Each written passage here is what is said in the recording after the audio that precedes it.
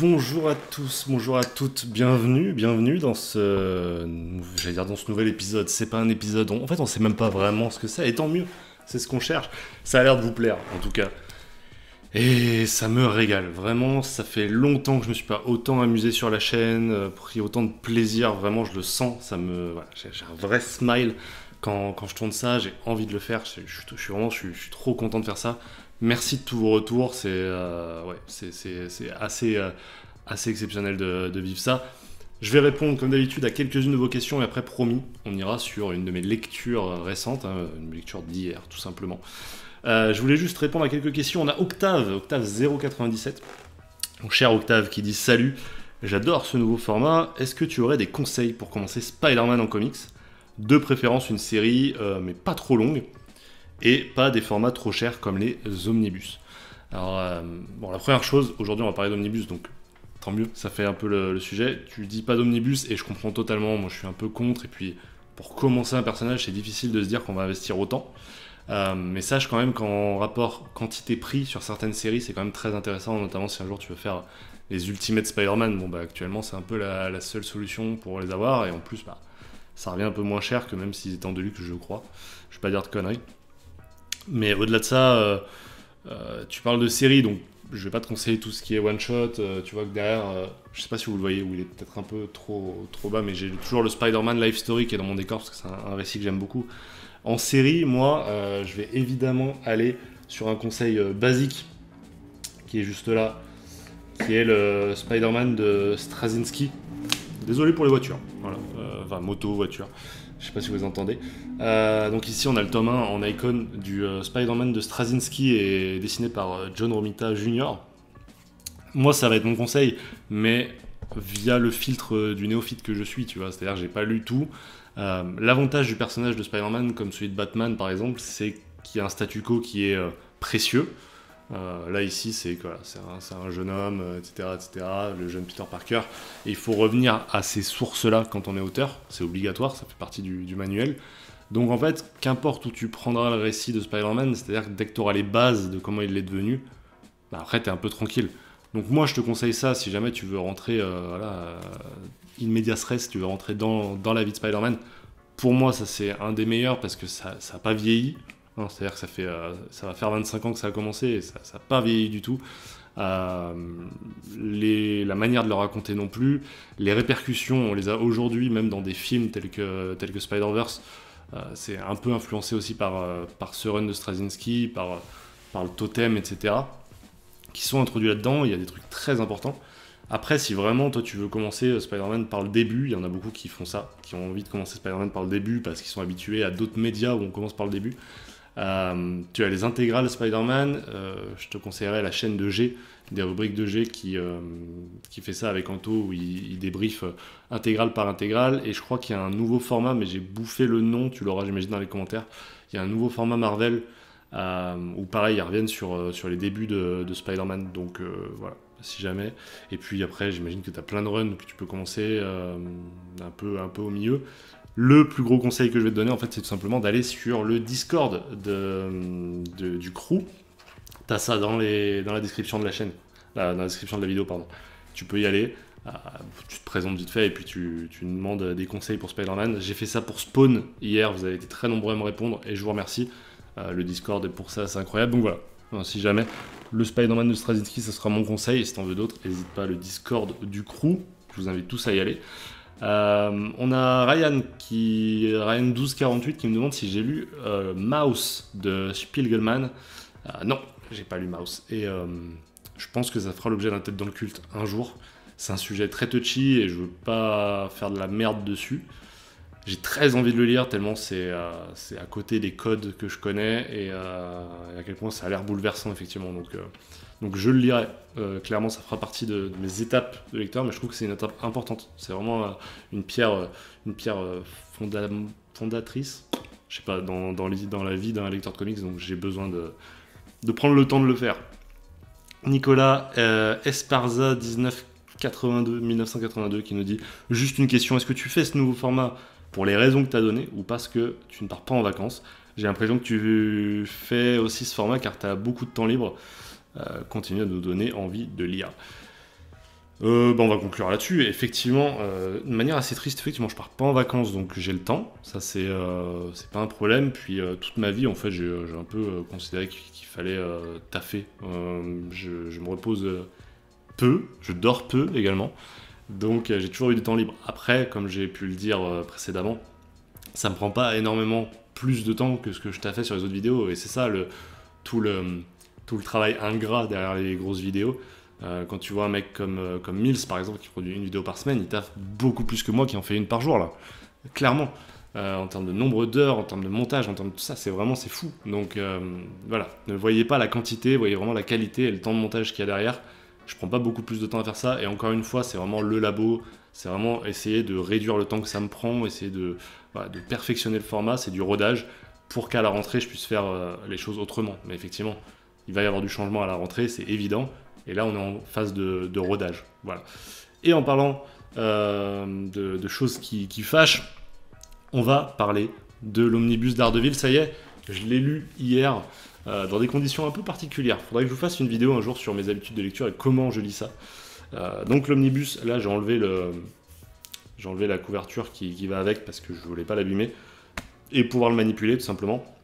Donc l'omnibus, pour rappel, qui reprend les icônes de Daredevil du tome 0 au milieu du tome 2 à peu près pour ce premier omnibus.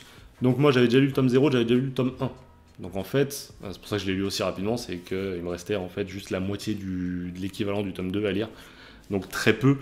Je vais pas revenir sur ce que je pense du tome 0, qui est déjà dans une vidéo qui doit s'appeler Ma pire lecture, pour indice. La petite voiture. Donc ouais, tome 0, lecture détestable, enfin j'avais vraiment détesté, c'était un peu un des premiers dramas sur la chaîne, vous pouvez retrouver ça facilement je pense. Et puis le tome 1 au contraire qui était ma meilleure lecture 2022.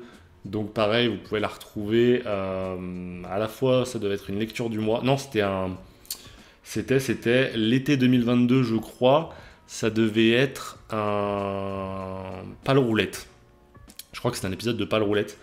Ou peut-être un live matinal, je sais pas. En tout cas, j'en avais parlé là-dessus. Et sinon, vous pouvez le retrouver dans les comics presso de Noël, du dernier Noël, là, 2022, où j'en avais parlé aussi. Bref, qu'est-ce que j'ai pensé du tome 2 ? Il y a des défauts, il y a des qualités, ça c'est clair. On va commencer par les défauts. Déjà, c'est un run qui a évidemment mal vieilli sur certains points. Ah, c'est un run des années 70, je crois, donc c'est évident.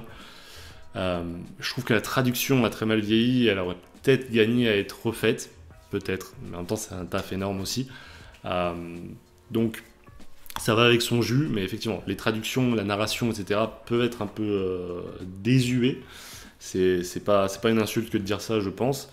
Donc effectivement, ça a un peu mal vieilli. Ça sera un des premiers défauts. Au niveau de... Comment dire ? Des autres défauts que j'ai pu relever. Comment dire ? Il y a un côté de Daredevil que j'aime moins, et qui est le même que ce dont je parlais pour le dernier Batman que j'ai lu. C'est le côté mystique. Je sais que ça fait partie de ces deux personnages qui sont des personnages plutôt urbains, mais plongés dans le mysticisme.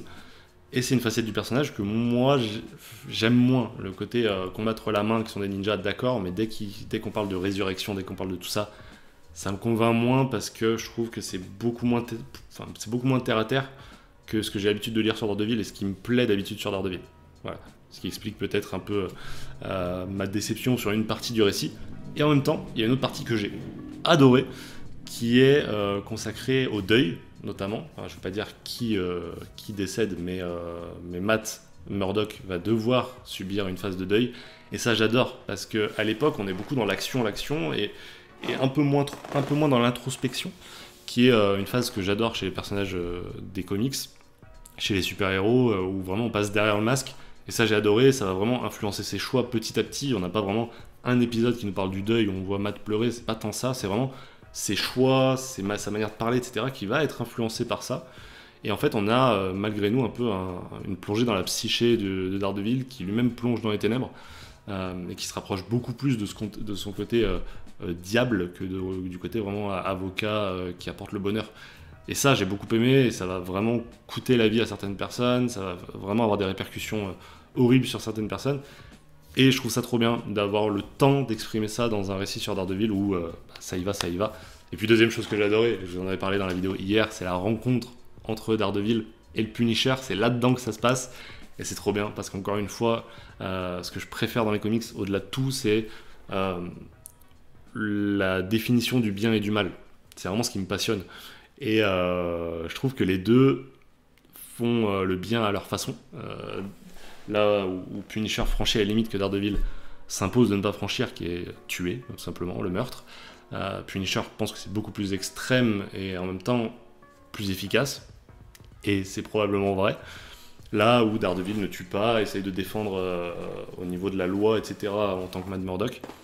Donc je trouve la confrontation des deux vraiment géniale, et c'est déjà quelque chose que j'aimais dans la série Daredevil de Netflix, et que je vais continuer d'aimer là-dedans. Donc j'ai hâte que les deux personnages se re-rencontrent, et ça va être très très cool, je pense.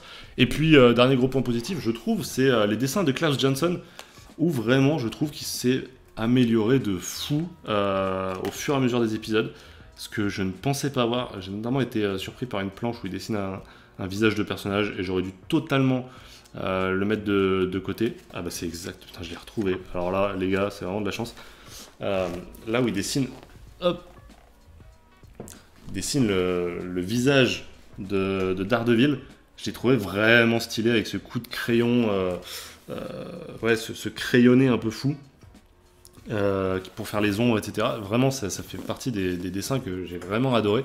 Et du coup, Klaus Johnson qui fait du très bon taf et qui s'améliore au fur et à mesure des épisodes. Alors, je sais pas s'il débutait à l'époque, mais c'était vraiment génial. Donc, vraiment une très bonne lecture.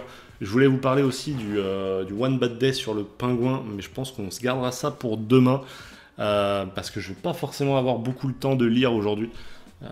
Ce qui va arriver plusieurs fois d'ailleurs, je vous parlerai probablement plutôt de films, etc. Parfois. Là, je suis en train de regarder Missions Impossibles, donc je vais sûrement vous faire un petit épisode où je vous parle de ça. Mais en tout cas, voilà. Petite critique du Daredevil de Miller, je vous propose de foncer dessus de toute manière, parce que vraiment. Alors, moi, je l'ai eu à un peu moins de 50€. Il est à 70 en neuf. Donc vous l'avez vu, hein, il était totalement scellé, etc. Donc en fait, je l'ai eu à moins de 50€ en neuf. Et là, ça vaut vraiment le coup. En plus, j'ai revendu mes icônes. Mais si vous l'avez pas, moi je vous conseille de mettre les 70€, si vous les avez évidemment, dans ce run de Miller, si vous l'avez pas lu, parce que vraiment, c'est tout ce qui est fondateur pour le personnage de Daredevil. Voilà, c'est ce que je disais pour le tome 1. Tout ce qu'aujourd'hui on aime chez le personnage de Daredevil, si vous l'aimez dans la série télé justement, ou dans ses runs récents, c'est vraiment là-dedans que tout trouve sa base. Donc voilà, moi je vous somme d'y aller. Et ça restera de toute façon dans tous les cas une de mes meilleures lectures, hein, ce run de Miller. Donc je suis très content de l'avoir en omnibus, dans ce beau format qui va prendre la place dans la bibliothèque, en espérant que ça la casse pas, comme ça avait pu le faire précédemment si jamais vous étiez déjà là. Merci à tous d'avoir suivi cette vidéo. On se retrouve donc demain, vous l'avez compris, pour une nouvelle vidéo où on parlera lecture et plein d'autres choses. Merci à tous pour tout votre soutien. Si vous avez des questions, n'hésitez pas dans les commentaires. J'y répondrai demain en vidéo. D'ici là les amis, portez-vous bien, c'est le plus important. Ciao tout le monde!